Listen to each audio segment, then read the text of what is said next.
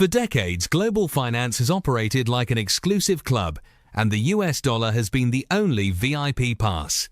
It buys the oil, stores the reserves, and dictates global trade. But lately, there is a growing murmur in the crowd. What happens if the world stops relying so heavily on that single VIP pass? It is the ultimate question of our era.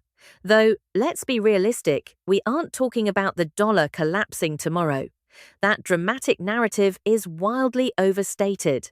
What we are actually witnessing is a slow, deliberate diversification. Countries are quietly building alternative financial highways. And honestly, the most fascinating part of this shift isn't about the traditional superpowers. It is about India. Exactly.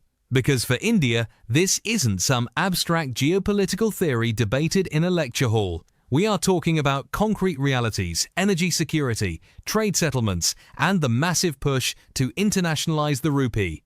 If you aren't tied entirely to one currency, you are insulated from sudden external shocks.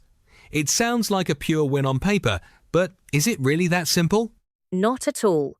Think of the dollar as a universal operating system for the global economy. It might be a monopoly, but it guarantees that everything works seamlessly across borders. If countries start building their own localized financial networks, we gain autonomy, but we also invite fragmentation. And fragmentation breeds volatility.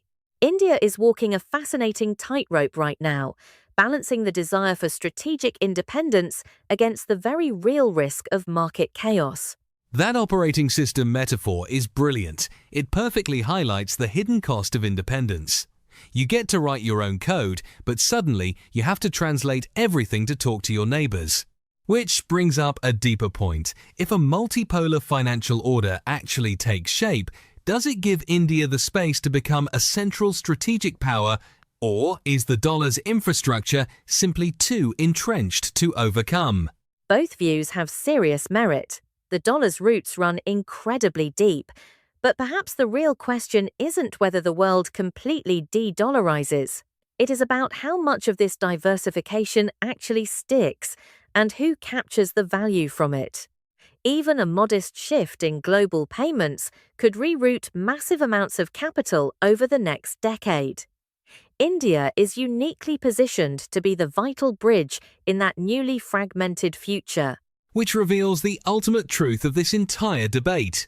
We hide behind technical terms like currency reserves and trade settlements, but we are really talking about raw power.